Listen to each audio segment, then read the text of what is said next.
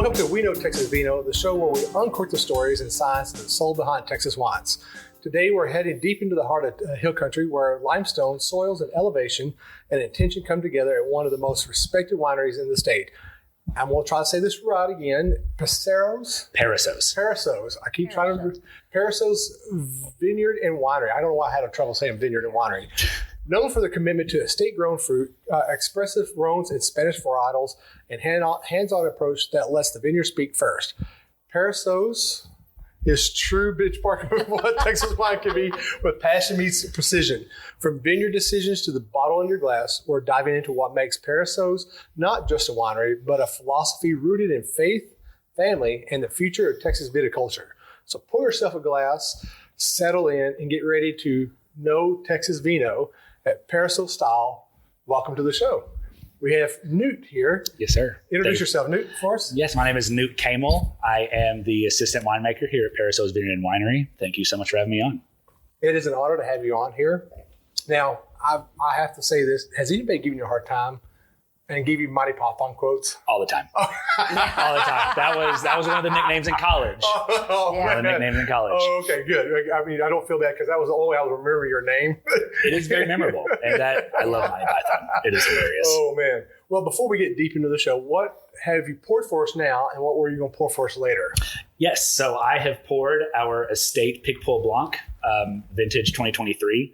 It just scored 90 points from James Suckling and won a gold at the Lone Star competition and also at Houston, I believe. And then later I'm going to pour our 2022 Estate Alianico, which also scored 90 points on James Suckling and won a gold at the San Francisco Chronicle. Wow. All right. That's pretty impressive. You know, and we're going to hit this real quick. How did you feel about James Suckling finally coming to Texas and having some more wines? It is always good to get Texas wines on a national scale and get somebody to try to help propel all of us, the entire Texas industry. So it's always, I was really happy we were able to get our wines out there too. You know, even though he only visited, what 10% of the wineries in Texas, not even that, maybe about 4%, 5%, it still helps promote Texas wines. Because now people are like, oh, Texas has wines now? We know we talk to people that say, oh, Texas has wines, where Texas doesn't have good wines. Yeah. I've heard something recently that a lady said that high tide raises all ships. So yes, we enjoy our wines out here at Perissos, but the Texas industry as a whole, if anybody can come out here and help elevate everybody. Oh yeah. It helps everyone. Oh yeah, most definitely. Well, listen, before we get really into the whole Perissos world. Yes, sir. Let's talk about you first. And I just told everybody to silence their phone. And mine was on. So what was you doing before you? What were you doing before you got into doing wine?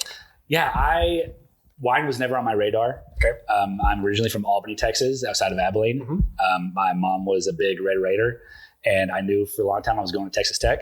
And I went to Tech, and I did have a degree in meat science, and I was on the what? Meat science. I'm glad you asked it because I was going to say that. Okay. Butcher? Yeah, essentially, yes. Yeah. Everything from the production side of meat all the way to how to raise it, everything in between. Lots of science that goes into it. But yeah, that's what I went to school for. I was on the meat judging team for Texas Tech. Listen, I had heard of that. I did the judging and things in college, but I never heard it called what you did. I learned something new every time I do this. Yeah, well, it's very competitive. All the Southern schools, for the most part, have big meat judging programs, and you go in. We judged beef, pork, and lamb carcasses based off of quality and cutability.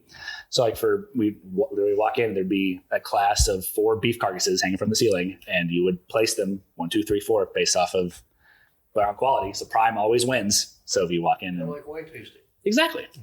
So, well, I mean. They'll figure it out. You got to judge the meat and how good it's going to go with the wine. Absolutely.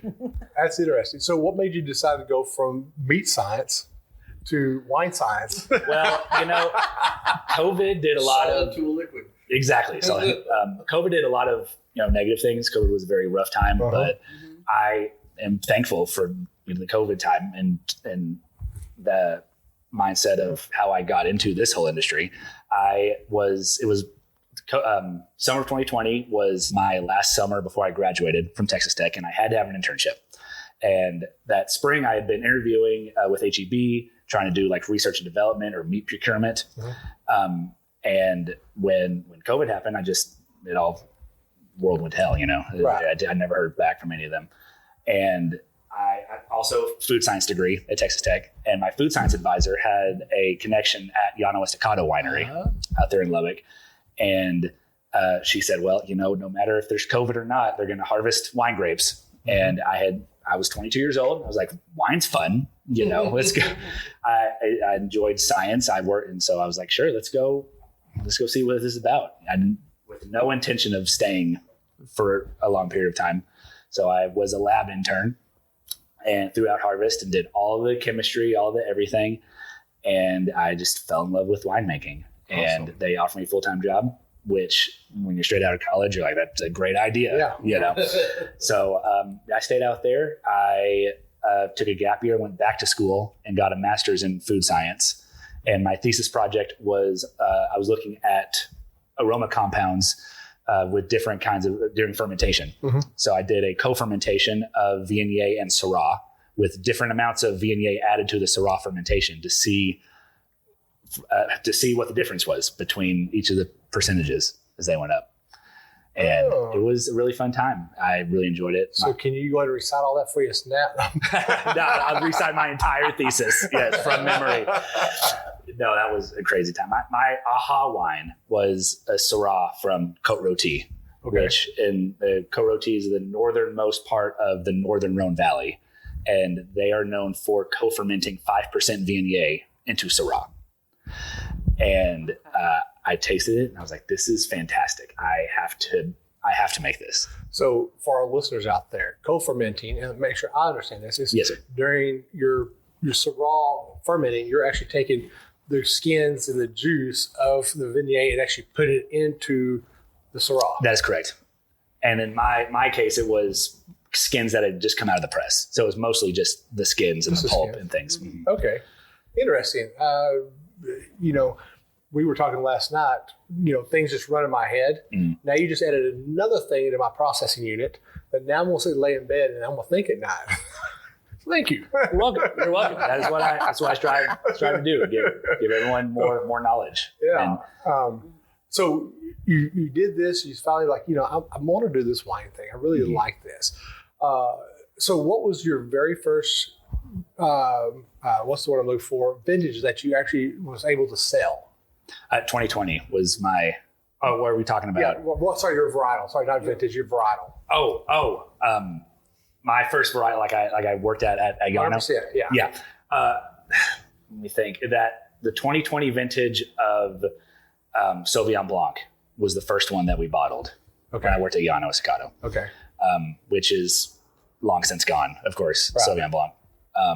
But the first one, I love the story, but the first wine I ever pulled a sample out of a barrel to run was the 2019 Tannat. And I had no formal education in wine or anything. I thought I knew something because I knew what Tempranillo was, And so I come in there and we pull a sample out of this barrel. And I asked my boss, I was like, what is Tannat? What is this? And she was like, it's another wine varietal. And that was when I knew that I knew absolutely nothing. I was like, I've got a long way to go in wine knowledge. And so when that wine was bottled and released to the public, I was really proud of that one too, because that was what helped my career is because it was the very first one I started with. Right. And of course I got a couple bottles that'll hold on because Tannat is super tannic, so it'll last for a really long time. Yeah, I've had my very first experience with Tannat was with Landon. He released it 5 years ago, mm-hmm. and it was, I would definitely say 100%. It was a chewy wine. I mean, you had to chew through that tannins. Yep. You just had to. Yeah. Kind of like Jim Carrey on Liar, where his mouth is so cotton mouth. Yep. It was kind of like trying to get through that, but. It's now 4 years later. I actually had a customer come in and say, I need to try it again. And I'm like, no, I'm not a big fan of it. Mm-hmm. And he says, you need to try it again. So I tried it, and it has definitely come into age. Mm-hmm. and it's very, for me, it's very jammy, and it just kind of finishes very soft. It still has a little bit of tannins in it, but it's still so much better than what it was 4 years ago. And it actually just this year it hit 10 years old. Wow. Yeah. And it's still drinking. And it's super still well. very, amazing. I've shared that with everybody. They come in, they like, I like cabs. I like Pinot Noirs. I'm like, not today, you don't. Nope. And I pour them like Tempraneos. Actually, I'll pour a lot of people either a Tempranillo or a Tannat. And then they're like, really and I won't even tell them what it is. I'll just pour it for them. And they're like, oh my God, I love this. Because I don't want them to read tasting notes. And they love it. They fall in love with it. They end up buying a glass and a bottle of it. Those really good wines. So, all right. So back to you, not to me anymore. Yes, so you did Tannat. You're like, oh my God, I've got a lot to learn on this. Yep. So you just started learning and just, you dredged forward and just did it. Yeah, I just did it. Because that was my last year of undergrad was 20 into 2021. Mm-hmm. So I was able to take some really introductory level classes to really understand why I was doing some things I was doing in the lab from like a chemistry standpoint. And yeah, I just kept going with it, and they never kicked me out. So I was like, I'm just gonna keep doing it. And then I loved it so much I went back and did more education on it, and the whole thesis project, which was a lot. Yeah. And yeah, it's been a fun ride. Nice. It's been a fun ride. So what brought you from, and I know you said you're from from Albany, what brought you all the way down here to the Hill Country, and how did you land here? Yeah, so after I graduated with my master's in 2024, I took a little break and went out to Oregon in the Willamette Valley and did a grape harvest with a winery called Lemelson Vineyards. Okay.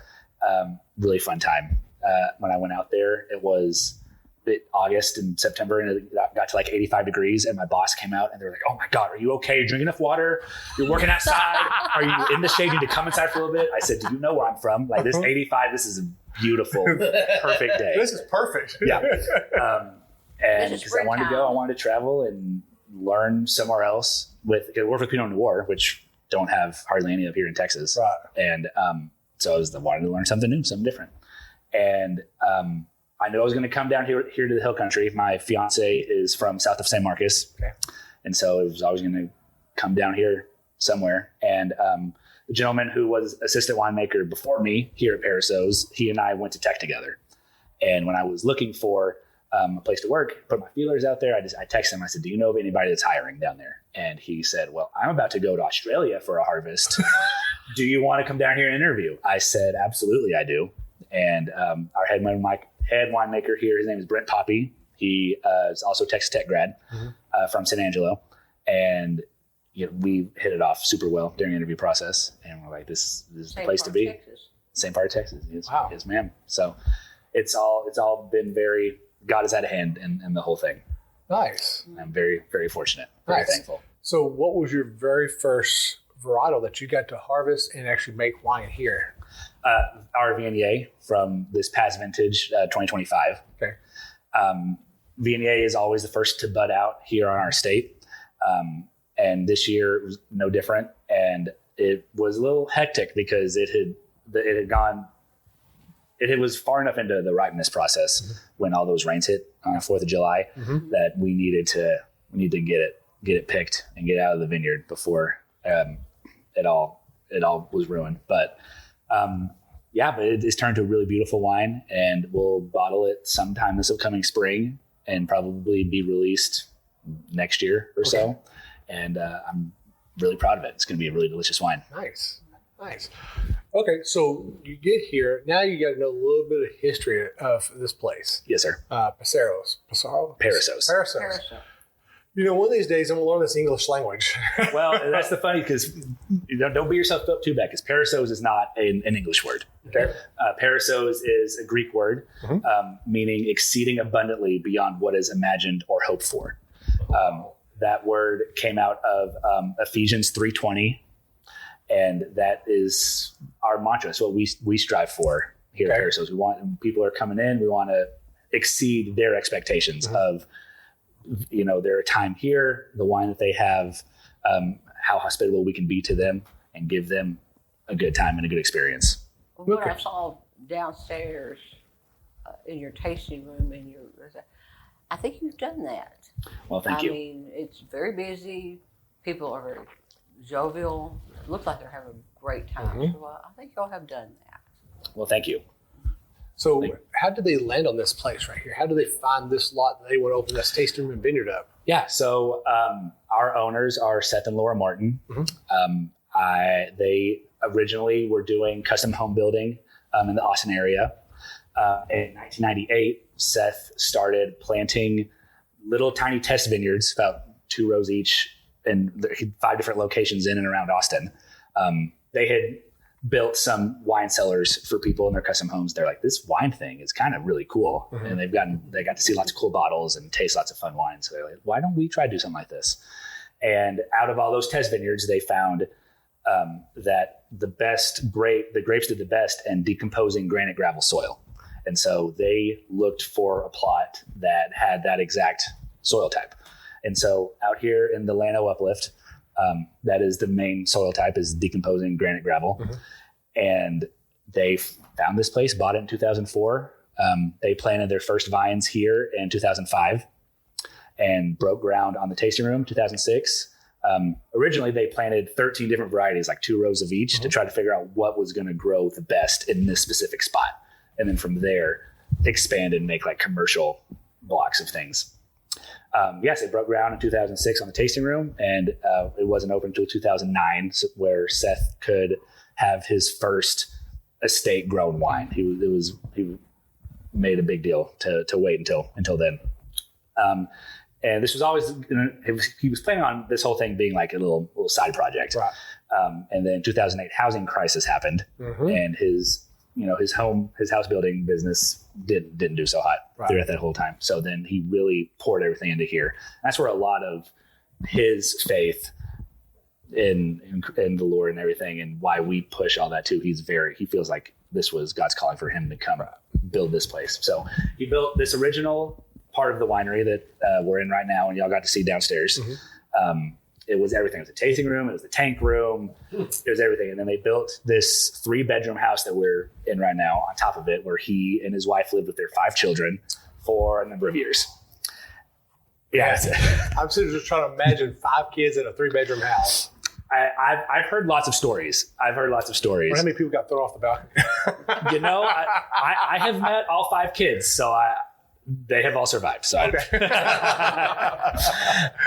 That's too funny. But yeah, so they opened the new tasting room in 2013, and then the new winery building 2016. So he's always tried to make this place grow and grow. And at each stage, he still pushes, our exceeding abundantly, and try to give back to the people and the community and really keep that as our mantra. Nice. I've known about this winery for quite some time, and I've actually have some bottles of Sangiovese, as we talked about earlier, which I've opened up, and absolutely phenomenal bottles. I can't remember what years were. I can't remember if it was 22, 23. Maybe, I know it wasn't 24 now that I think about it. So it's 22. It might have been 22. Yes, sir. And I got several bottles. I don't know where I got them from. And so I'm like, oh, okay, I got me a Sangiovese. I'm going to open it up. I drink it. I like to cook with it. Yeah. Sangiovese, Tempranillo, and Tannats are one of my 3. I love Malbec also. Sorry. Malbec is I like to cook with Malbec also. Yeah. Especially Mexican food. Oh, yeah. Yeah. So, some pork carnitas. We'll better stop right now. We're getting hungry. Making me hungry. Yeah. But I've really enjoyed the wines that I've drank so far from y'all. And then, of course, now we get to try your pick pool, which I hate to say it this way, I'm kind of a pick pool snob. Understandable. I love, you and I talked about this a little bit ago, that we love our pick pool really cold. I personally love when it hits right here and it just lingers right there. Does. Almost kind of like eating a Sour Patch Kid. Yep. Let it sit there and let it linger, let it hurt. And then the next drink doesn't feel that way. Exactly. And then if you stop drinking for a second, it happens again. I love that feeling. And I know a lot of people look at me like I'm funny, like I get the look down there. But I mean, when I tell people about pick pool and what it does, they're like, I don't like that. I said, but you got to try it. Yeah. Because me describing it to you, it sounds very harsh, but it really isn't. When you try it and you drink and you understand it, it's not as bad as it sounds. But that's what the great thing about wine is. it depends on. I mean, a maker has wine from the high plains, and they bring it, and then they put their twist on it. It's still going to be that same varietal, but they may be just a little different in it. And that's why I tell people, find a wine that you like. Like, I'm a Tempranillo. That's my go-to wine. And sometimes it's a good wine. Sometimes it hits. But then you can go back to that same year later on, and it's like, it's different because it has it changes.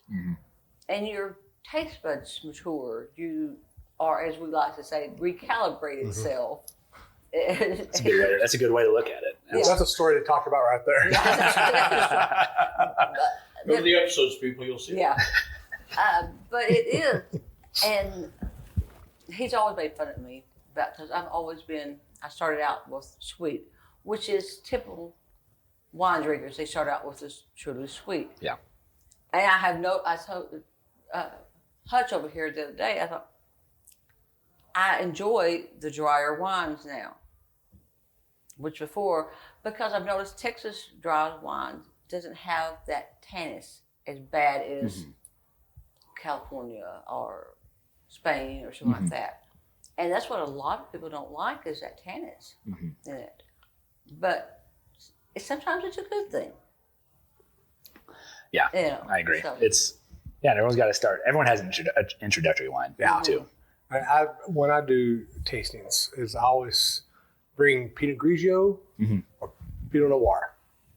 Very basic, simple wines. Yep. They're very, basic, simple is the best way to describe them. Yeah. Because they're not very acidic. They're not sweet. They're not brute forward. They're very light. They're easy to drink. They're not very heavy tannic. They're not a heavy wine at all. They're just easy to drink. And I teach people how to use that to understand their palates.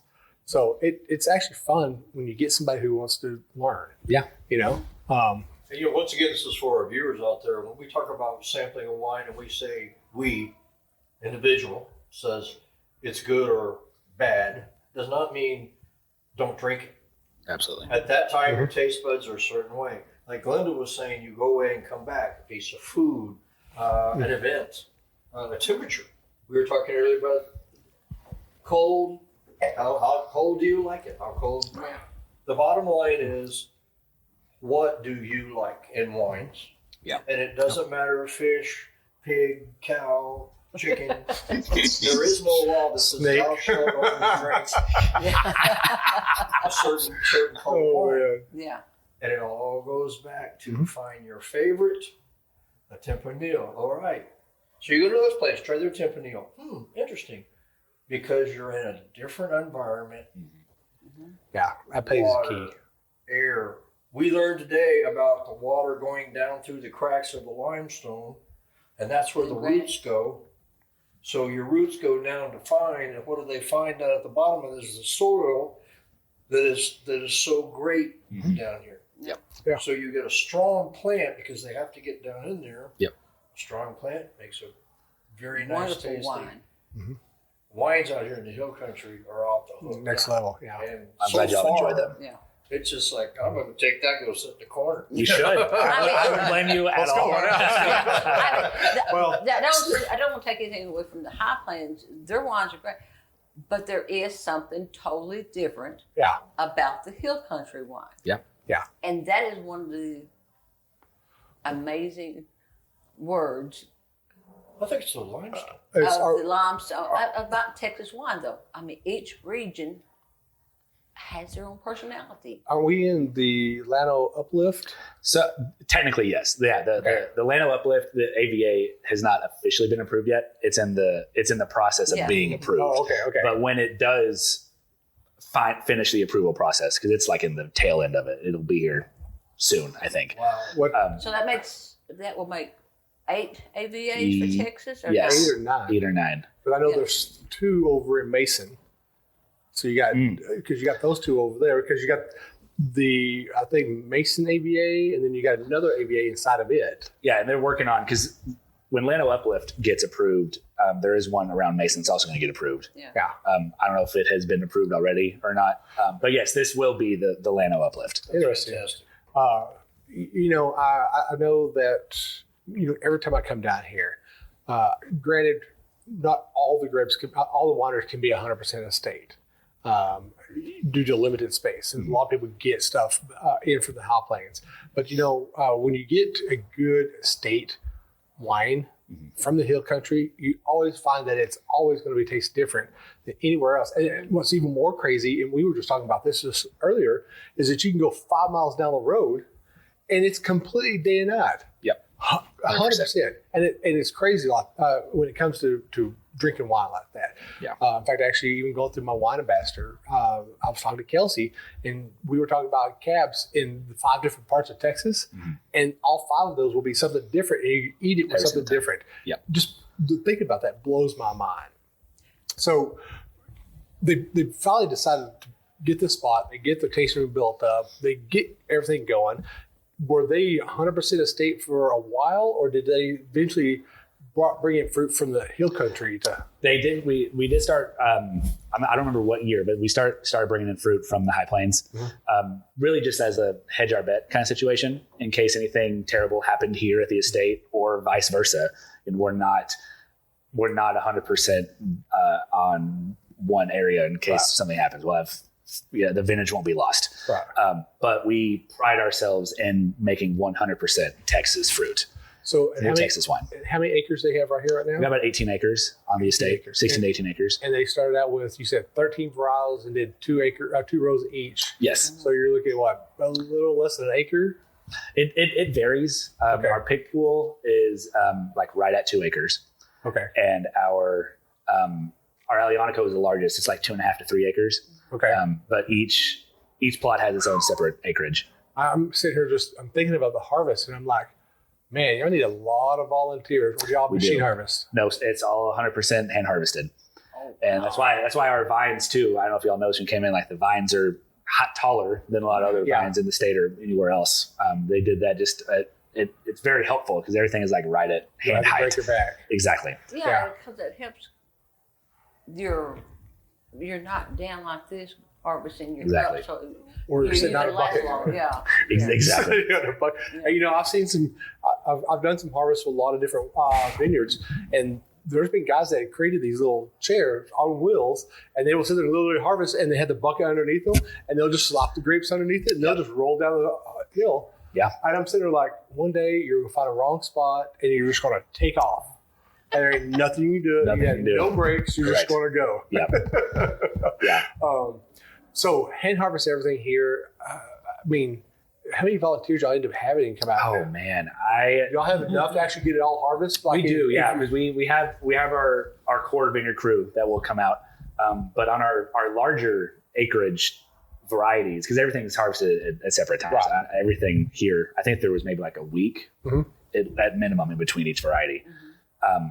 But we have wine club members that are very passionate about this place. Also, we will ask for volunteers from the wine club to come out here and help. And it's the volunteers get here at like 4 or 5 a.m. because we've got to harvest it while it's not 1 billion degrees outside. Right. And so we are very thankful for people that will come out here and help out. And we get large crowds of people, anywhere between like 30 to 50, I think. That's not too bad. No, we get 4 or 5 on a row, yeah. Yeah. So this year was my first harvest here, and it was a lot of fun. Nice. It was a lot of fun to do. We had a really good crew come out here and help. Nice. Now, one of the things I've noticed, is there's a lake right back here. Mm-hmm.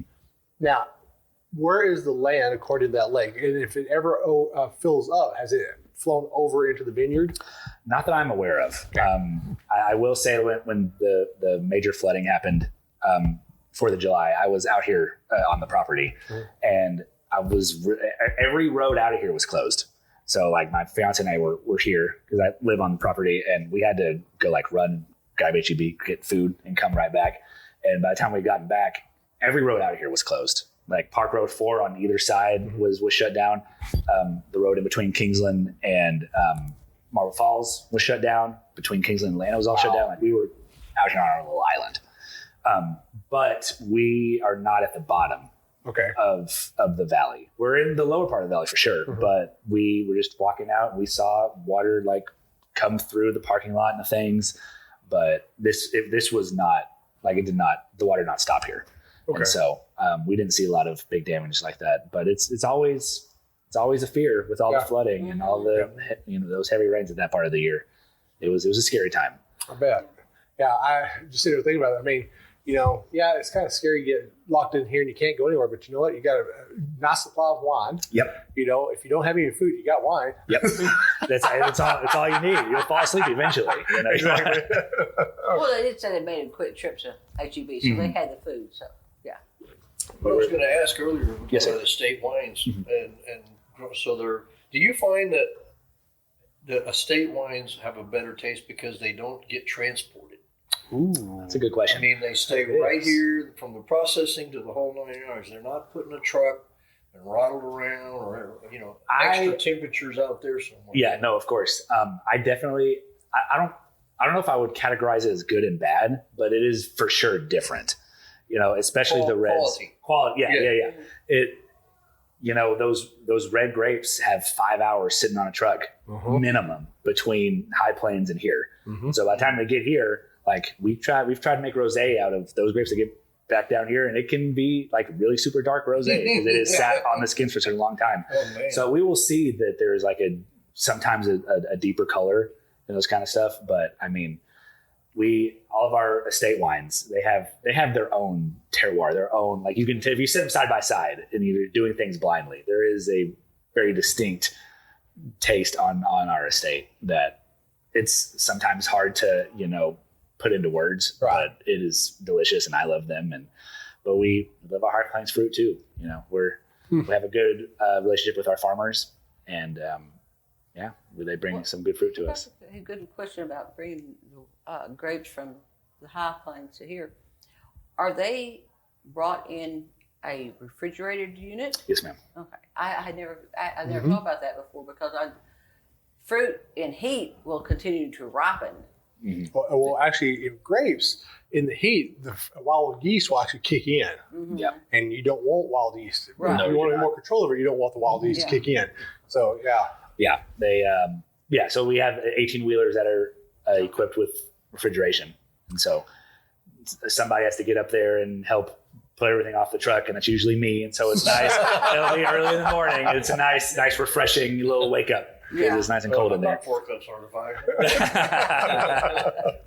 So when you get up and you're like, okay, I fix to order grapes because everything has to be under contract and you got to figure out what you're going to do. Is there any particular grapes that you love to work with? Like, is there one specific varietal that you really, really want to do with that either A, you can't get there at this second, or B, just you hadn't had a chance to work with it? Oh, is there a grape variety I haven't had a chance to work with? Oh, or you want to work with? Man, I love Riesling. Riesling is my favorite white grape for sure. And there are a couple places in Texas that do make some that will grow high quality Riesling. When I worked at Llanos Staccato, we got a lot of fruit from Del City, the Del Valley Vineyard out in Del City, far west Texas. They make some really good Riesling grapes. And I just recently, in 2021, when I worked out there, we made some a dry style of that Riesling. And I just had a bottle of it recently, and it is aging very well. Really? So I would eventually love to get my hands on some Riesling from somewhere, but it is hard to grow in Texas because it's a German grape, and they love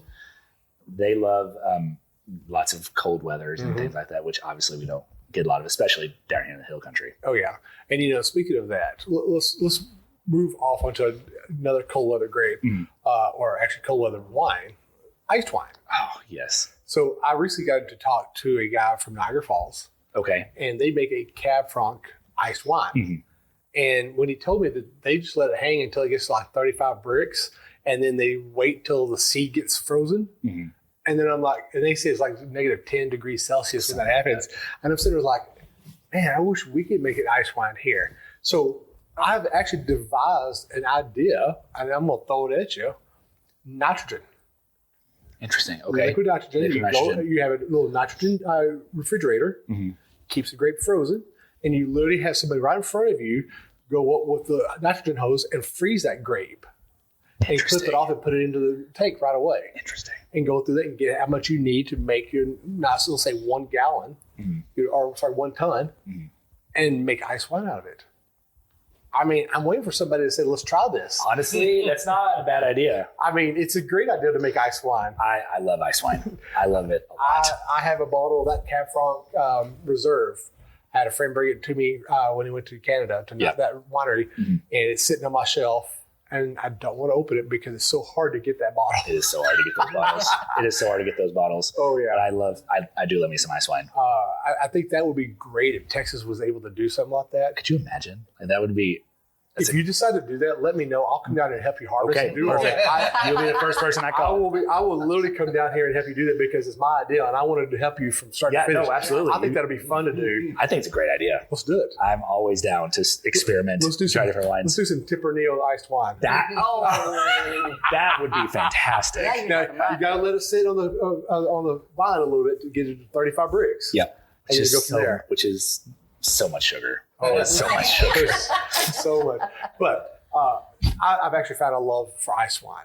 Like I said, I told you earlier, I don't drink a lot of sweet wines, but I found that I really like ice wines. It's almost close to a port-ish, but it's got that high sugar on it and not very much alcohol in it. But it's still so rich and so delicate. Let's put it that way. Yeah. And I wish Texas would actually. I know there was one winery that did it, like in 2013, up in the High Plains. An ice wine? Yeah. Interesting. I don't remember who it was, but it was just a freak accident. It froze early that year. I think it was like late August, early September, and it had a freeze, and it literally froze the grapes on the vine, and he didn't know what to do with them. And he turned them into ice wines. I'll have to find out who it was and send that to him, because I know Neil Addy with the Texas Wine Lover, he actually had a bottle of it, and he opened it up the other day. Was it good? He loved it. He didn't share it with nobody. Of course. Not even his wife. So rude. That is so rude. Oh, man. So here we are. We are now into 2026. Crazy. What is Perissos? Perissos. I'm sitting here looking at the name. Say it right, Will. Say it right, Will. I'm literally looking at the name. Say it right. And what is the future for them? What is 2026 holding out? What are you excited for this year? What's new? Well, what we're going to try to do, because we almost are exclusively direct consumer. People come out here, enjoy their time out here, come buy wine at the property. But we're going to try to get our wines into more retail stores. We'll try to branch out and find some places in all over the state of Texas, and try to expand our reach and see if we can get more people to learn about Perissos, and try to put our wine in more people's hands. So that's our big thing for 2026. Okay, the winery that made the first Texas ice wine was Bendon Branch Winery. There you go. And that was in 2020. Okay. I'm gonna have to go. It did not say which varietal they used. I have to go find it. I'm just go look for it. Yeah, go talk to Dr. Bob, and see if he can get that. Yeah. So I mean, it's Texas can do everything. It really can. And if someone says no, you can't. Well, it's either hold my beer or hold my wine. Exactly. Oh, I'm sorry. That's okay. I got the host. Well, I mean, he had stuff in it. I had to finish it off. The grapes came from Why Not Vineyard. Why not Vineyard? I am not familiar, but I will find it. What do we got now? This is our 2022 Estate Alianico. Oh. As soon as you say estate, beep. Yes, sir. Oh, oh God. What a nose. So jammy. I love it. Mm-hmm. Now the name is that once again goes to the name of the grape that it's made from. Yes, sir. Alianico is a grape from the Italian. Yes, sir. The southern part of Italy. Yeah. And Yeah, I think it's definitely one of the up and coming ones in the state. I found more and more people are growing Aglianico. What I'm finding is Aglianico, First steak with that. Tannat, Morvet is really starting to hammer out really quick lately, and then your more standard like your Cab Sauves. Yeah, and I'm sad to say this is Tempranillo is starting to pull down.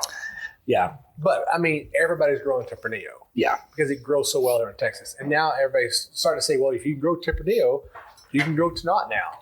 Exactly. And you can do Aglianico also. So people are doing other stuff, which is great. I love that. Yeah, I do too. I think one of the things in the Texas industry, like we need to try to help educate the consumer about what all these random varieties are. I never heard Aglianico until I worked here in the industry, So that's something else we try to do in 2026. Try to get some tastings out here, do some educational type stuff, and really try to get Perissos out there, educate people about wine, about the whole Texas industry, multiple different varieties. That's probably one of the things that I'm proud about the show here is I try to do as much education as possible. I've had a lot of people come up and say, we love your show because of the education. I mean, they say they love it because they get to know about the winery a little bit more, but they listen for the education because they want to understand and learn more about wine. And I'm going to say this, and I always try not to bash California, but they've turned wine to be on snobbery and pretentious. They really have. And if you don't know anything about wine, how to swirl, how to smell, how to taste, and what you're drinking, and all that kind of stuff, it's turned off this younger generation from drinking wine. Yeah. And I feel my inspiration actually came from another podcast called Wine for Normal People. I love them. I love them. And what is their slogan? We make wine approachable. We don't want to be pretentious or snobbery. Yeah. That's how my more interest for wine got into it. That's why my interest for this podcast came from, is from them because of that reason right there. Young people come into the tasting room and they want to do a tasting and then do nothing but sweet wines. And I said, why do you do sweet wines? And every one of their answers is always like, well, somewhere in my life, someone gave me a big Merlot, a big Cab, or something very tannic. Yeah. And it turned them off, and they didn't want to drink that no more. And I said, well, let me help you. Let me show you about your palate. Mm. And once they start understanding their palate, that's when they start blossoming. You literally see them blossom of a flower. And I've had people come in after I've taught them this, and they've stopped completely drinking sweet wines, and they're drinking your just dry wines, period. Yeah. And they said, thank you for doing this because I would have never known none of this. Yeah. And that's what I love doing. I love helping people find their palate and their passion for it as well. Yeah. And we need more people like you to helping my generation drink more wine. A lot of places we go to, like if you go, we talked about some of the grocery stores that are carrying Texas wines. They're carrying I'm going to call them the elite wines, the ones that can put a whole bunch of cases out there or can move it commercially so that if someone comes to the podcast and they see your place, for instance, they go to the store, they can't find it, which means they've got to get on a map and come try and then enjoy and then understand the familyism. So a lot of the wineries that we go to all across this part of Texas and even out where we're from in East Texas, they have to go to the winery. Yep. So guess what? They're going to get the experience that was, case in point, sitting here listening to you, seeing your picture. They come here, hey, that's the guy that, or they'll that's know. The guy. That's the guy. I'm the wine guy. Well, they'll know that we had these two. Mm-hmm. So maybe they'll say, I'm going to try that because I saw that. Mm-hmm. And then it just goes from there. Would that be their favorite? Not necessarily, but they're here. They're here. So they will find something. They will find something that they like. Yep. They're going to enjoy, and everywhere we go, that's what Will has always tried to do is we're going to educate you now. You've got to come to Six Flags. We can tell you all about the General Lee ride, but you've got to come ride it. Yeah, 100%. But it's also, I have noticed that a lot of the younger crowd is starting to come because it is more family. Yeah. You can come in and you laugh, you have a good time. You're not "Yeehaw!" like you do at a bar or whatever. Yeah. It's always good food. It's It's always good food. Yeah, it's always, and I'm looking for the right word here to say it's. You said family. That's it, right Yeah, there. yeah, it's family. That's the only what thing. It's Texas family. wine is. That's what Texas wine's all about. And you're relaxed. You're not all tight and tense and stuff. You're having a good time. You're getting to know each other, which I believe in our culture now we have lost getting to know I agree. people. Yeah. And wine brings that back to getting to know. And it's not pretentious. Yep. One of the things we enjoy is after we do a podcast, we often go back to the winery ourselves, and we walk through the door, and it's like not a family reunion per se, but hey, welcome, hey, and then they want to sit down, not as we know Texas Vino anymore, but just sit down and tell us what's going on, or hey, we just got back from so and so, or we're going, oh, hey, look at my grandchild. Mm-hmm. And then you get to know the people. Yep. Not the ones who run it per se, but the people that were there the last time we were there. Yeah. Oh, what you guys been up to? I haven't seen you in a while. Yeah. You know, it's like a bottle of so-and-so. And I'm telling the people out there, it's family. It's like you said, it's not a yeehaw, bear bronc riding kind of thing. And you get everybody out there. Yeah. There's cowboys out there right now. I saw that group that was leaving. You know? We have all kinds that come through the tasting room. It's I have to say it is funny. I don't know here, but I know up in the North Texas area, watching the people come into the tasting room, and you have all kinds of walks of life coming in. Yep. And they all speak the same language. I want to try some wine. Yep. I want to try some Texas wines. And those are my favorite ones that come in, especially from, in fact, actually, I'll tell you this funny story. So I had a Irish guy come in, and he was staying at the Gaylord at a convention. He did IT security. And he went all over the world, helped do lockdowns of different computer systems and stuff. And he was going to be in Grapevine for a week, and he came over to the tasting room where I was working at, and we got to chat and stuff like that. And literally, this is his words, quote, and I'm going to try to do it in my best Irish accent, okay? Oh, my best Irish. He goes, this Texas wine is some great stuff, but this French shit, it's crap. And I'm sitting there, I'm laughing, I'm rolling from this because he says he's gone to France and he's drank the wine from France, and he goes, he just does not like it. Yeah. But he's drank this Texas wine and he loves it. And he literally, for the whole week he was there at Gaylord, he was there in the tasting room drinking wine. And he bought bottles and had wine shipped back to Ireland. Wow. Hey, you know what? I'm grateful for that, because if he's saying that, it's amazing. Now, I'm going to dive first with this Irish guy, because this Irish guy was great. So he took his family one time to Russia, and they were having a dinner on the table and stuff. And his son was 13 years old, and his son wanted to know what vodka tastes like. So he was like, it's Russia. They drink vodka all the time. Yep. So he orders his son a little vodka drink, and they let him to drink it. But when he went to order wine, he goes, nope, he's got to be 21. What? Exactly what I said. He goes, Russia's it's a crazy place. It's a crazy place. Let him drink vodka, which is, like 80 proof, wine that's only 13%, and you don't let him drink it. I don't know. That's weird. That's too funny. Man. I just need to get these logos on NASCAR. And Yeah. rodeo. Perfect. I'll let Seth know. Let Seth know. Yes. So, Newt, what is something that we haven't talked about that is really near and dear for Perissos?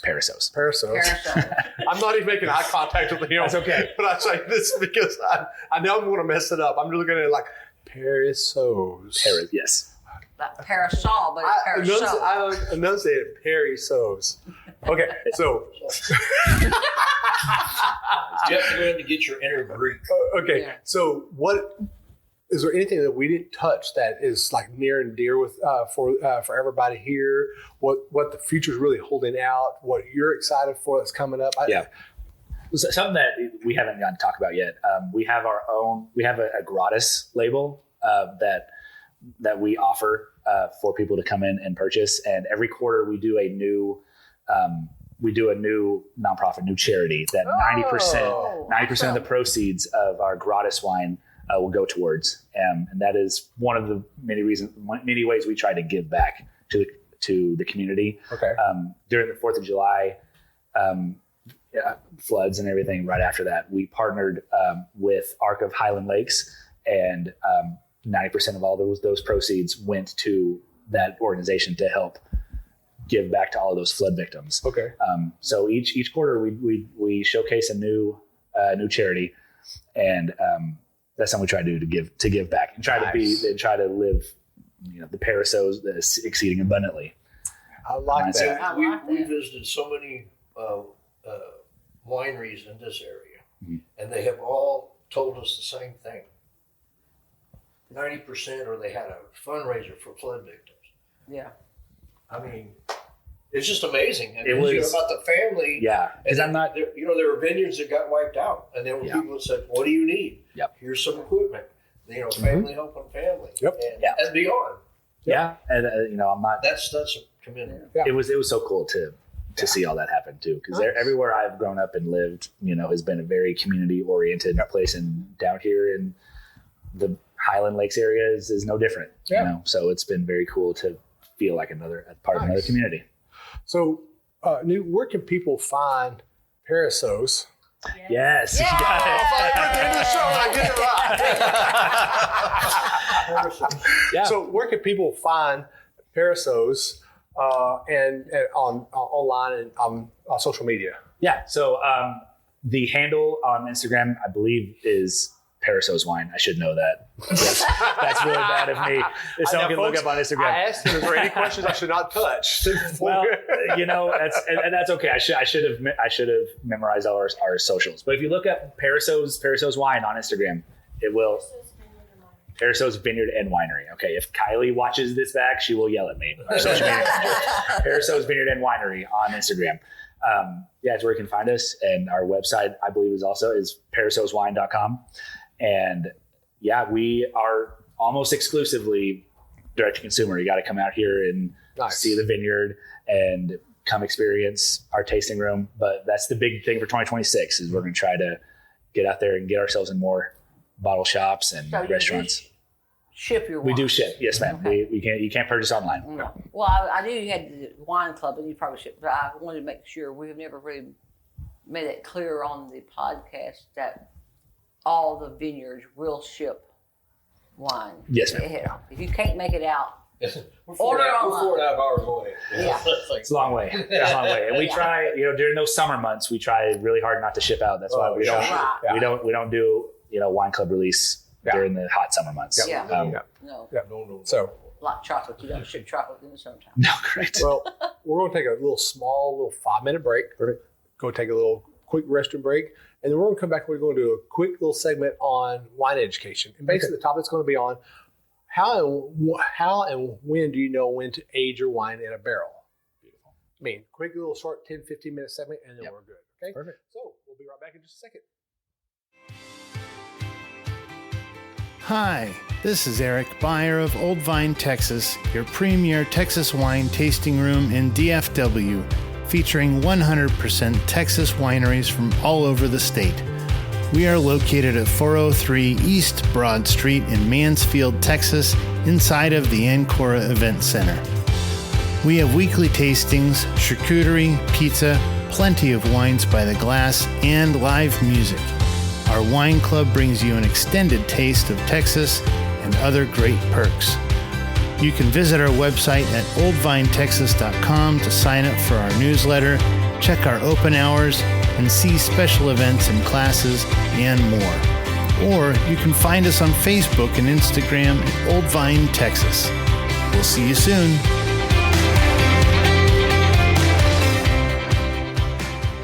Welcome back, everybody, to We Know Texas Vino. We're sitting here with Newt at Perissos. Yes, sir. Oh, man, I nailed it twice. Did it again. And we're getting ready to do wine education. And some of the questions that I hear in the tasting room is people want to know, how do you know and why would you want to put wine in a barrel? And, the original reason why people put, let's say, in whiskey barrels and bourbon barrels is because they messed up the wine and they need to fix it.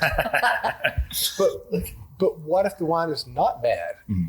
Why would you want to put it in not just a whiskey or bourbon barrel, but even just a regular French oak or American oak or a hybrid barrel, or now Texas white oak? I've seen that. I'm going to tell you, I've tried some of that already. Yeah. White oak? Is it good? Okay. I had to go try some. Okay. It's a Cabernet Sauvignon and a white oak. And I'm just going to say right now, the wine, I can't say the winery where I tried it at on camera. But I've already told him I want a case of it. Okay. I'm going to go search it out then. And I may have to spend Friday nights and Saturday nights not at home to pay for it. Oh, that is too funny. But people want to know, how do you know when and why you want to put it into a oak barrel? Yeah. So start off, aging wine in oak does two things.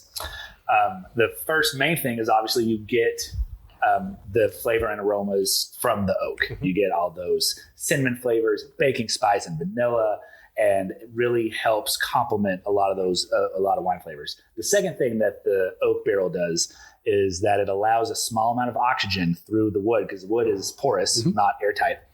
And so that very small amount of oxygen called micro-oxygenation, and it helps polymerize the tannins. And the longer the chain of tannins, the softer it is on your palate. So if you go in there, the stuff that we just finished fermenting on skins, it's super grippy. Those tannins are really harsh. So you put it in oak to let it very slowly oxidize, to let those tannins really mellow out. So when you go to decide what wines you want to age, typically especially here, all of our red wines are oak aged. Okay.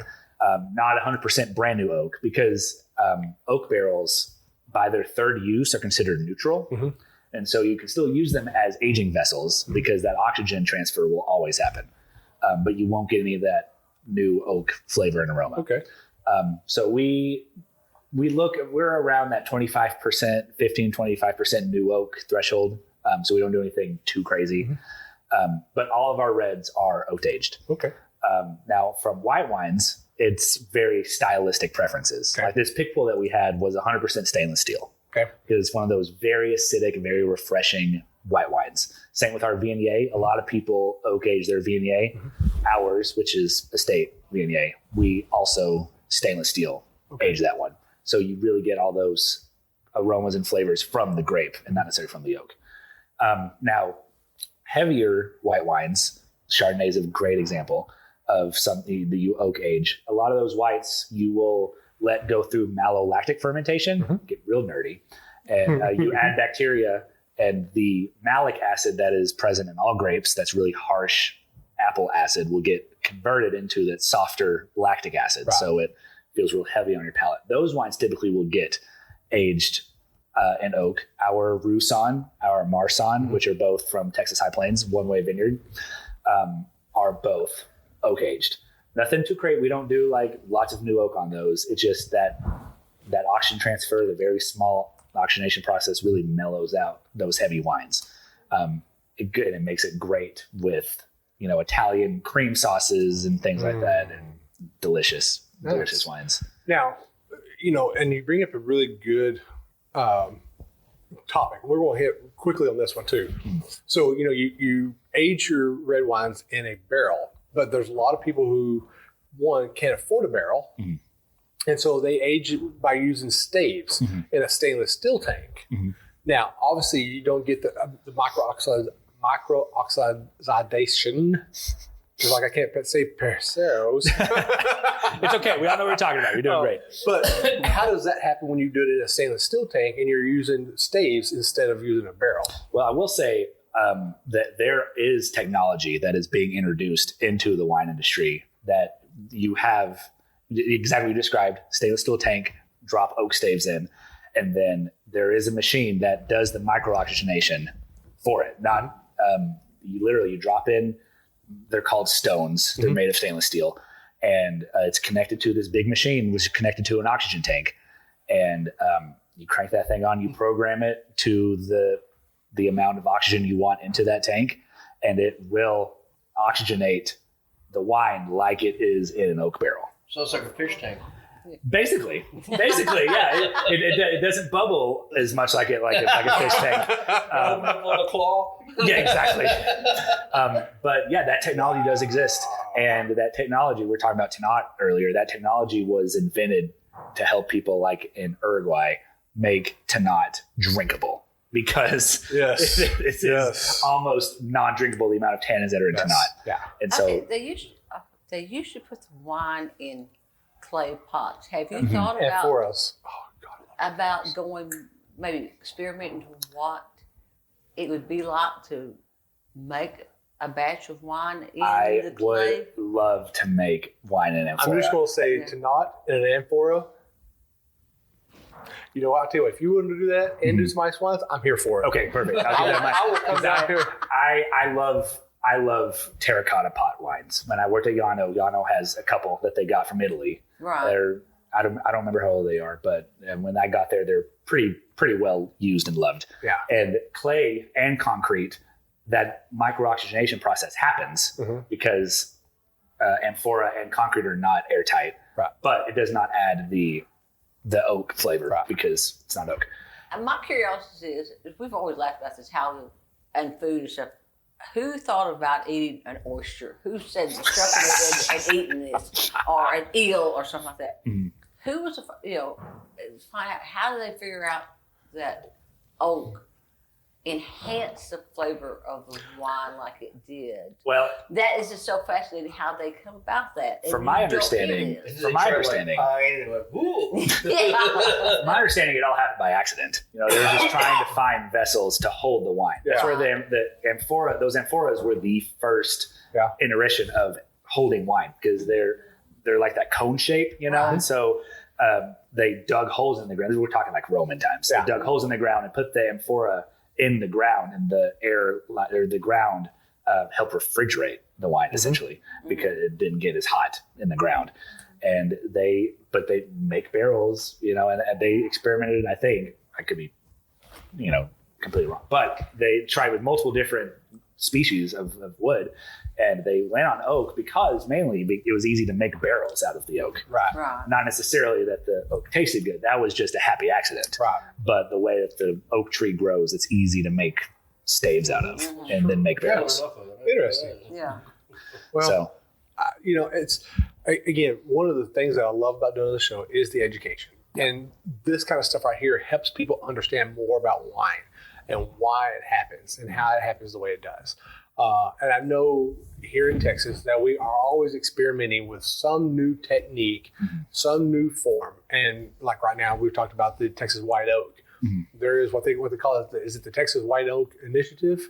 Oh, I'm not sure what exactly. And I think Dr. Bob introduced it. I think so. And it's starting to take off. And I'm excited to taste some Texas wines. Oh, I'm already taste, but I want to taste more Texas wines aged in that. So if you know of a winery that's doing it, go check them out. Go check the wines out. Support them. Support Perissos. There you go. Yeah. I just stop and look at the name. Once you get it, Yeah. But come out here and support them and try their wines and stuff. So, Newt, I do appreciate you allowing us the time to come out here and sit down and talk to you. It's been very educational and informative. I'm happy you'll be celebrating your 1-year anniversary here also. Thank you so much. You're doing a good job out here. Obviously, you're doing a good job because they let you talk to us. Well, I appreciate y'all coming out here and giving me the opportunity to showcase our wines and talk about Perissos and hopefully get more people educated about who we are and come out here to Burnet, Texas. Definitely got 2 new fans here. Yeah. But I appreciate that. We've always loved the hill country, but again, I've made a comment at other places. That's a great thing about Texas. We are a diverse culture. agricultural area. Yes. Amen. I like that diverse agriculture. We have the hill country. We have the high plains, is desert, dry, flat. Yep. Then we have the coastal area. We have East Texas with the pine and stuff. If you don't like one area, Go somewhere else. Yeah, it'll be completely different anywhere you've ever been. And Texas is a very beautiful state. It is. I'm not prejudiced. I was born and raised here. Oh, I am. But, yeah, I am prejudiced. I can't imagine living anywhere else other than Texas. Me neither. And with our agriculture and now with our wine industry coming up, it is something. And if you are out of state and listening to our podcast, come see Texas. Come visit us. No, we are an outstanding state. Yep. Amen. Brought to you by the Texas Agriculture and Tourism. Wow. And with that, we're going to go ahead and hit our sponsors. So our first sponsor is Texas Wine Lover. Great little application. Yes. Perissos is on there. I'm hitting a stride now. You're doing great. You're doing great. They're on that. Basically, just get the app, go onto your desktop, and find where you're going to go in Texas. Find some Texas wineries there, and make you a trip there. There is a trip planner there, and that way you can, what I like to call it, maximize your wine drinking experience. So you can figure out, okay, well, it takes 5 minutes to get from this location to this location. And actually in Texas, it never gets to be 5 minutes. It's always like 14 miles. It's 30 minutes. But check them out, Texas Wine Lover. And then also our other sponsor is Old Vine Texas in Mansfield. And I believe y'all have wine there as well. Not that I'm aware of. Not you're aware of. Okay. Not yet. Not yet. Perfect. If not, eventually. Because he brings in hill country wines for the people in North Texas who don't want to drive 4 hours to come down here. And so he curates wine from down here up there for people to come and drink. And he's got some really good selections. And actually, Tornado Logs is actually one of his selections. Okay. So they can come to Tornado Logs. They come right down here to see y'all, hand in hand. So check out Old Vine Texas in Mansfield, Texas, and it's 45 minutes from anywhere pretty well in Dallas-Fort Worth. So with that being said, it is time to do some wine quotes. Are y'all ready for wine quotes? Who's ready for wine quotes? I'm ready for wine quotes. So I've started running out of regular wine quotes from famous peoples. So I started using ChatGPT. And I said, hey, create me, why are you laughing at me? No, it's funny. I said, ChatGPT, create me some Texas wine quotes. And it created me like 2 pages of wine quotes. Wow. So I've got there's some good stuff on there, and then there's some stuff you're like, that ain't going to work. So I get to go through them, and I get to read some of them, and these are the 2 that I came up with for here. Okay. 1, every drop of Texas wine carries a heartbeat of the land that it was raised in. Oh, I love that. That is so good. That is absolutely phenomenal. That is the truth. And then this one right here, I thought this goes really well with everything that we drink about Texas wine and we know about Texas wine. Texas wine pairs well with barbecue, sunsets, and tall tales. Amen. Amen. Oh, man. Yes. That's a T-shirt for sure. Exactly. Well, I want to thank you again, Newt, for allowing us to come up here, drink some great wines with you, get to chat with you. But I'm going to say it's been an amazing time with you. Yeah, I agree. I hope all the success for you. Well, thank you. In your future here. I hope you make some amazing award-winning wines. Looking forward to tasting them. Yes. Yeah, I appreciate that. So with that being said, I'm Glenda. I'm Hutch. I'm Newt. And this is Will. And Becca behind the screen. Becca behind the screen. And this is We Know Texas Vino. Cheers. Cheers.